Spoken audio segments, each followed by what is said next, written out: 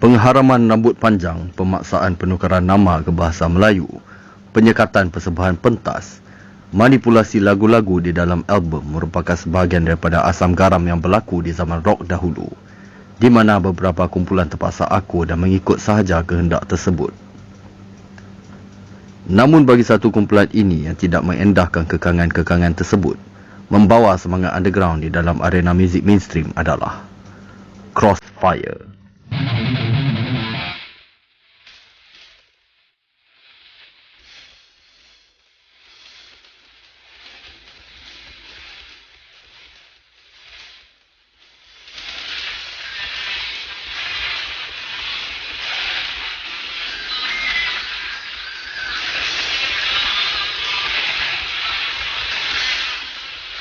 Jika diterjemahkan, Crossfire adalah satu situasi di medan perang di mana tentera mengambil teduhan di bawah berdilan senjata api sambil melawan semula. Dan nama itu menjadi satu makna yang istimewa buat kumpulan ini yang sentiasa memperjuangkan seni muzik mereka tanpa mempedulikan hal lain.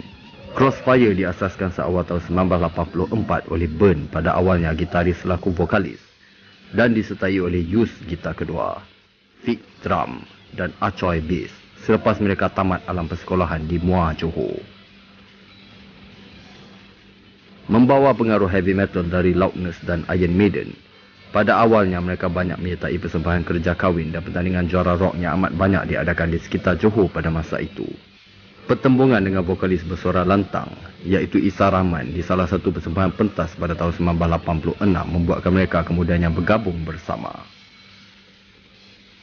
Dengan kemasukan Isa Rahman, Crossfire lengkap sebagai kumpulan 5 ahli dan berjaya menjadi juara pertandingan juara rock Johor Tengah yang turut disertai kumpulan ASK, BC Rockers, Junction dan banyak lagi.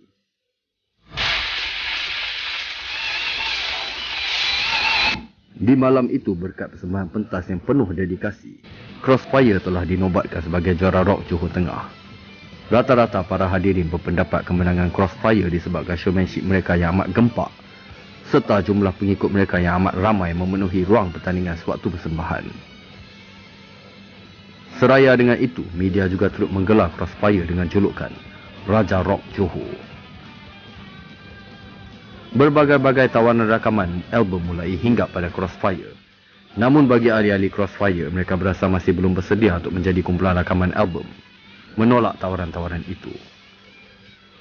Namun pandangan ini tidak sehaluan dengan Isa Rahman yang sememangnya sudah lama menantikan peluang rakaman album, meninggalkan Crossfire untuk menyertai kumpulan Handy Black.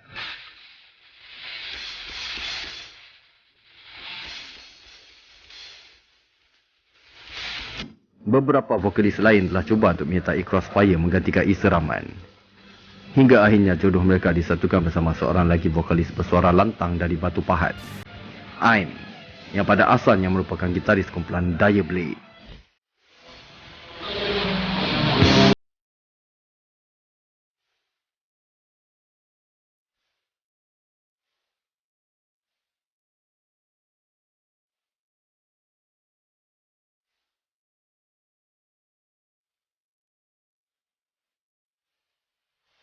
Kemasukan Aim sebagai vokalis baru Crossfire sememangnya amat sesuai. Pengaruh muzik Crossfire yang berat dan pantas pada masa itu sememangnya sepadan dengan vokal dan attitude Aim. Pada awal 1989, mereka telah nekat untuk bersedia menjadi kumpulan rakaman, lalu menghantar demo tape mereka yang memuatkan lagu cover dari Rusty Blade, Alibaba dan sebuah lagu slow ciptaan mereka sendiri, Setelah Kau Tiada, untuk tujuan komersil. Namun pada saat ini, Acoy telah meninggalkan Crossfire kerana berasa belum bersedia untuk menjadi artis rakaman. Tempat beliau digantikan oleh Yas, yang juga rakan sekampung mereka dari Muar. Akhirnya, syarikat Mega Records bersetuju untuk mengambil Crossfire sebagai kumpulan rakaman mereka. Disebabkan tiada pengalaman rakaman, Crossfire memilih Samad Left-Handed sebagai penerbit album pertama mereka, dengan harapan Samad dapat membawa haluan muzik Crossfire dengan baik. Akhirnya, album pertama Crossfire hinggap di pasaran pada 1989.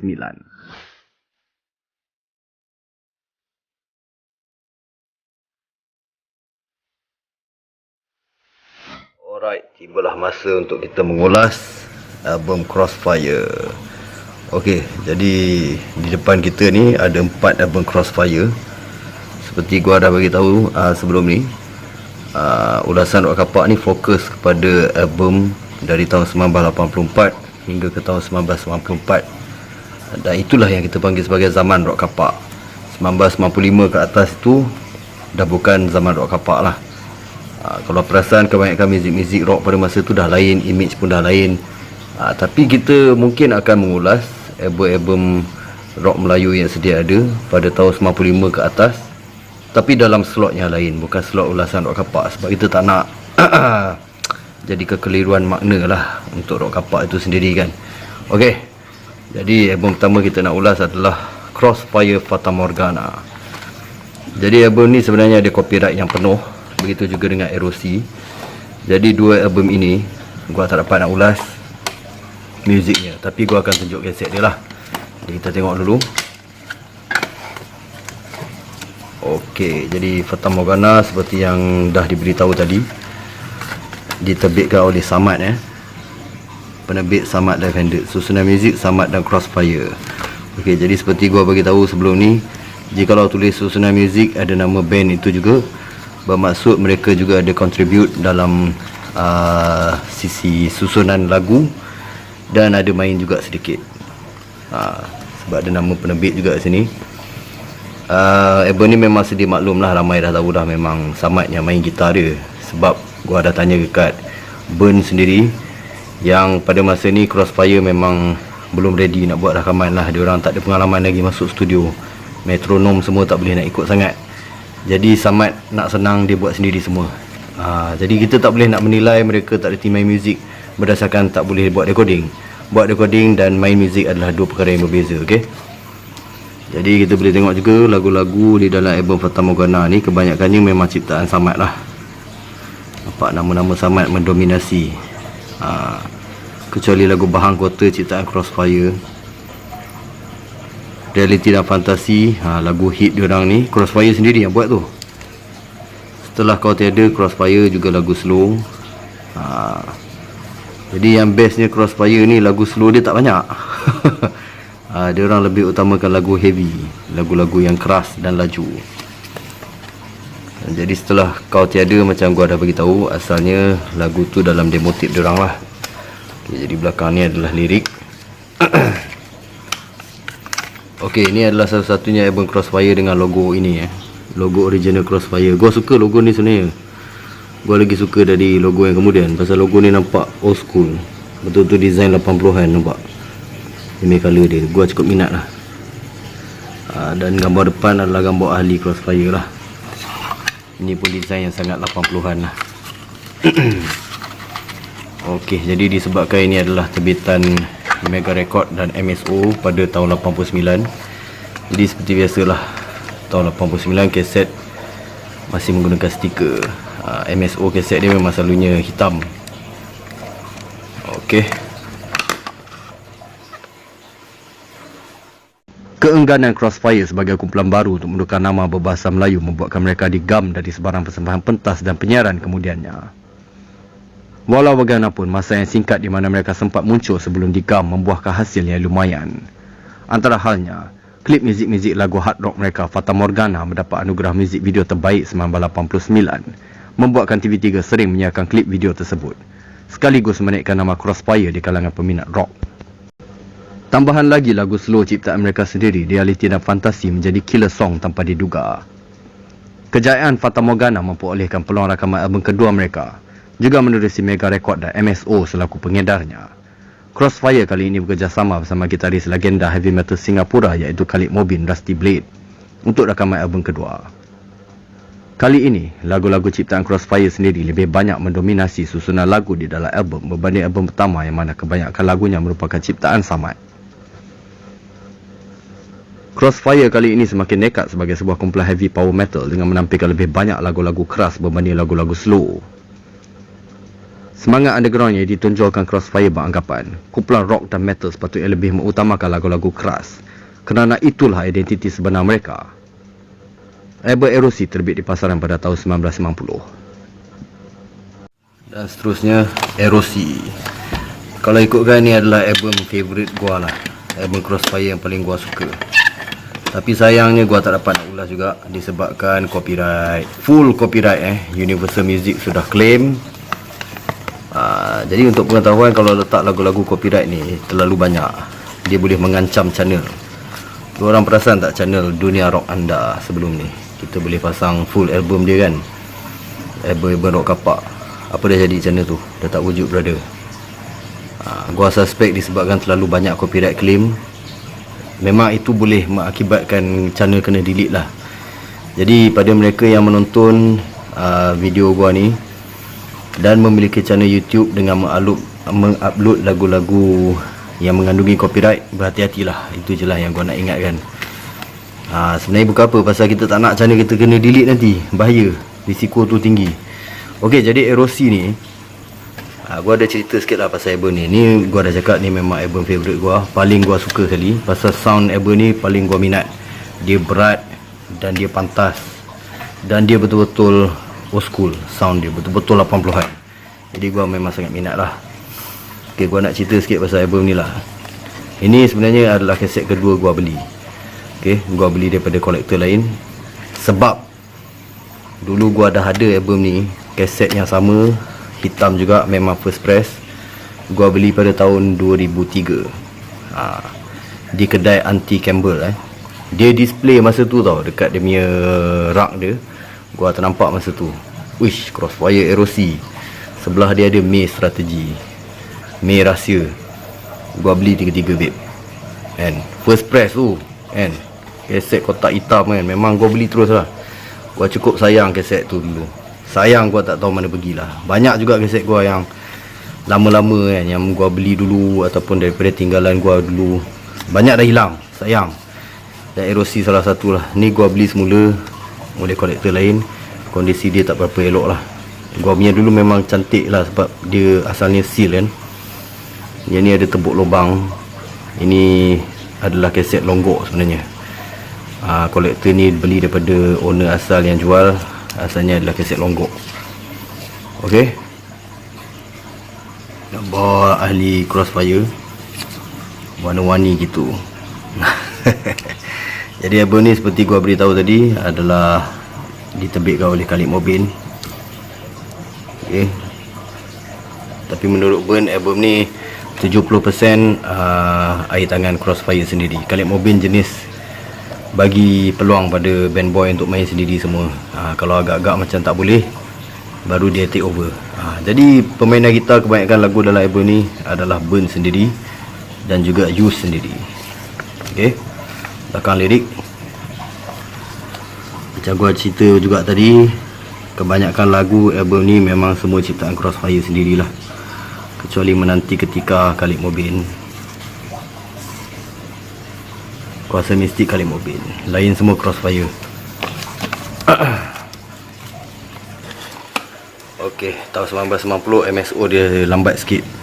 Dia masih guna stiker. Kalau syarikat lain kebanyakannya dah print direct kat atas shell, kotak hitam. Alright, tak boleh ulas, kita pergi ke kisah seterusnya. Akibat masih digam oleh kerajaan disebabkan keengganan menukar nama kumpulan, lagu-lagu dari album Erosi langsung tidak diputarkan di siaran-siaran radio kerajaan, dan tidak ada sebarang liputan mengenai Crossfire di dalam akhbar serta majalah sewaktu album Erosi. Meskipun begitu, nama Crossfire masih tetap dikenali ramai dan jualan album tersebut tetap memberangsangkan. Biarpun digam dari persembahan pentas umum, namun begitu Crossfire masih tetap memenuhi pentas-pentas persembahan rakyat seperti expo dan funfair walaupun terhad. Crossfire mempunyai pengikutnya sendiri yang dahagakan muzik keras dan pantas. Sekitar 1951 ke 1952, akibat kekurangan aktiviti, kebanyakan ahli-ahli Crossfire pulang ke Muar untuk memulakan perniagaan. Manakala basis Yas dan drummer Fik meneruskan perjuangan muzik mereka dengan menubuhkan kumpulan Rio. Pada tahun yang sama juga, sebuah album kompilasi lagu-lagu pilihan Crossfire dari dua album terdahulu berjudul Di Sisimu diterbitkan oleh MSO. Kompilasi khas ini juga menampilkan sebuah bonus track berjudul Tak Dicinta yang dirakamkan pada 1990 untuk pasaran Indonesia. Pada tahun 1993, MSO menawarkan peluang rakaman album ketiga kepada Crossfire. Dengan tanpa perlu menandatangani kontrak serta kebebasan berkarya, Crossfire menerima tawaran tersebut. Demi meneruskan perjuangan Crossfire, mereka telah menjemput drama Garuda iaitu Yem Sambora. Manakala posisi base mereka sendiri oleh ahli-ahli Crossfire yang masih tinggal. Mereka memasuki studio Channel 11 untuk rakaman selama 2 minggu, dengan Crossfire sendiri bertindak sebagai penerbit album. Masih kekal dengan konsep heavy speed power metal mereka, album Metomania akhirnya hinggap di pasaran pada tahun 1993 menerusi MSO.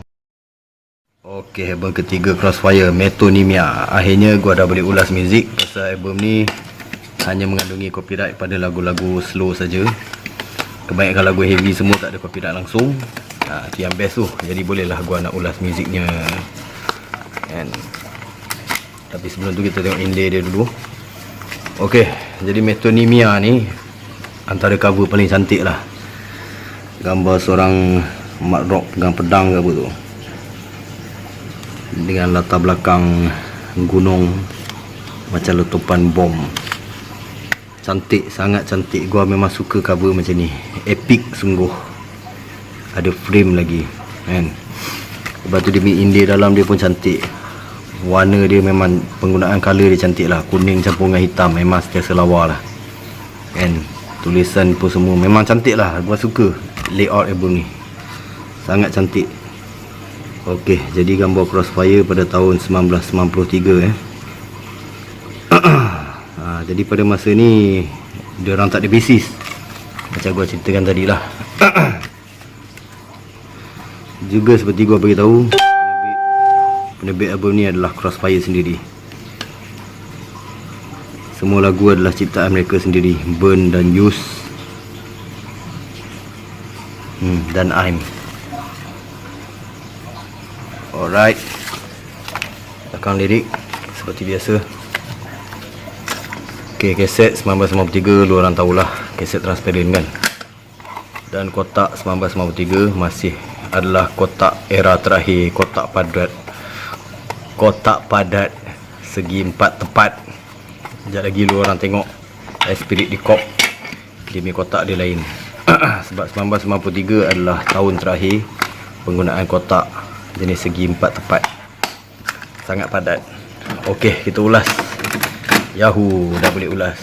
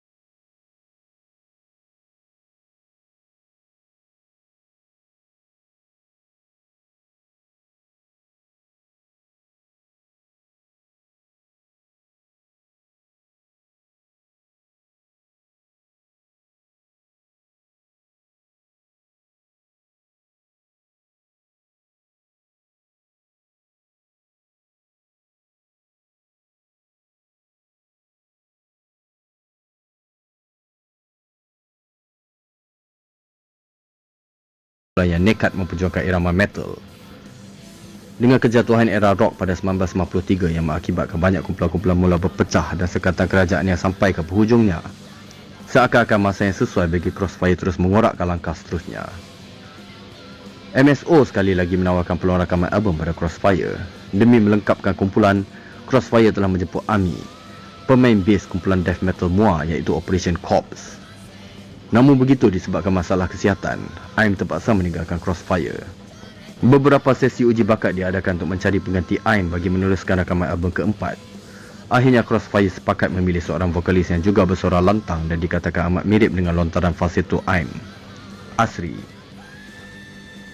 Dengan kemasukan Asri, Crossfire memulakan sesi rakaman untuk album keempat mereka di studio Channel 11. Esprit du Corps hinggap di pasaran pada tahun 1994 menerusi MSO, dengan Crossfire sendiri bertindak selaku penerbit album sepenuhnya. Dan Esprit du Corps, sebenarnya sebutan dia Corps, bukan Corps. Esprit du Corps, Esprit. Okey, apa maksud Esprit du Corps? Ada bagi tahu dekat dalam Indie sebenarnya Esprit du Corps tu apa? Semangat bersama dalam satu kumpulan. Ini sebenarnya bahasa French tau, bahasa Perancis. Corps ni sebenarnya, kalau lu orang pernah join army ke apalah, lu orang tahulah Corps Tentera Melayu, Corps Tentera Laut. Corps tu lah, Corps tu adalah pasukan. Esprit du Corps, D tu off, bahasa Perancis. Spirit lah, spirit of team, spirit of teammate lah, macam tu lah maksud dia. Bahasa French sebenarnya, Esprit du Corps. Okey, jadi album Esprit du Corps ni juga diterbitkan sendiri oleh Crossfire. Muzik disusun oleh Use dan Burn. Jadi kita tengok bahagian inlay dia, antara yang paling menarik lah. Ni semua tank list, dan yang paling menarik perhatian gua adalah ARMY punya tank list. Diorang tengok pada mat-mat underground, Mintakul Buruj Zin Hu One Ethos. Kenal kumpulan Asaha? Inilah nama asal kumpulan Asaha, Ethos. Fauzi Narasamum, Rizal, ni gua tak nampak apa ni, Misfit, Budi, Jimmy Lundmark, Alta Sweden, band death metal Sweden tu, Jimmy Lundmark, Wan Kazako, Madi dan Cik Fazil. Fazil mana ni? Fazil Music Box ke? Kamsiah to support me. Dia punya tank list dia betul-betul lah mat metal underground punya lah. Memanglah ARMY ni daripada band apa? Operation Corps, band death metal. Tak heran lah kan. Sebab tu lah indie album ni, gua ada tanya dekat Burn, kenapa indie album ni lain macam. Dia kata ni semua ARMY punya idea lah ni, pasal ARMY kan budak underground. Jadi dia lukis lah, dia minta lukisan-lukisan macam ni lah. Jadi album ni antara album yang cukup disukai oleh kebanyakan budak-budak underground lah. Mungkin sebab satu faktor dia ada ARMY, satu lagi menurut mereka album ni yang paling berat dan paling laju. Ni lah, nampak casing tahun 1994 macam mana. Tadi segi 4 tepat kan, ini dah macam curve sikit. Ini kalau jatuh perang pecah, gua cakap sama lu, memang bodoh punya kualiti.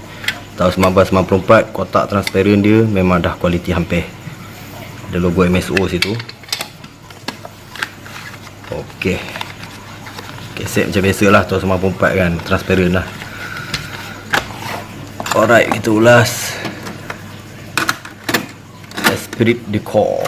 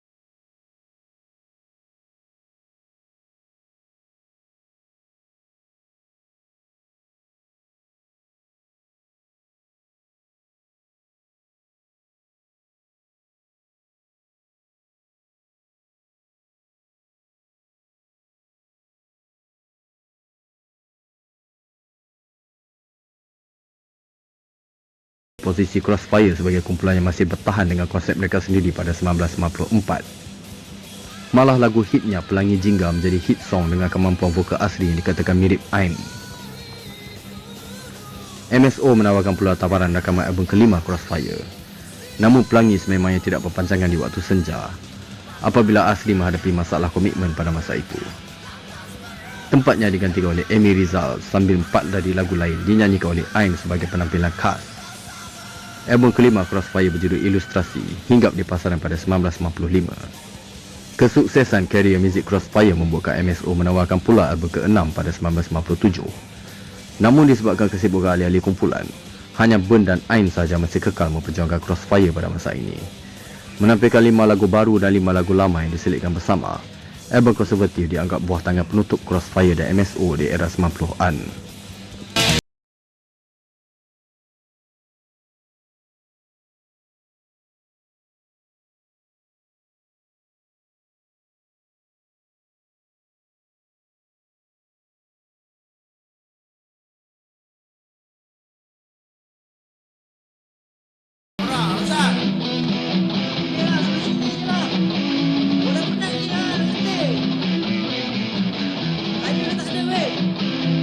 Ben, Yus, balik jom.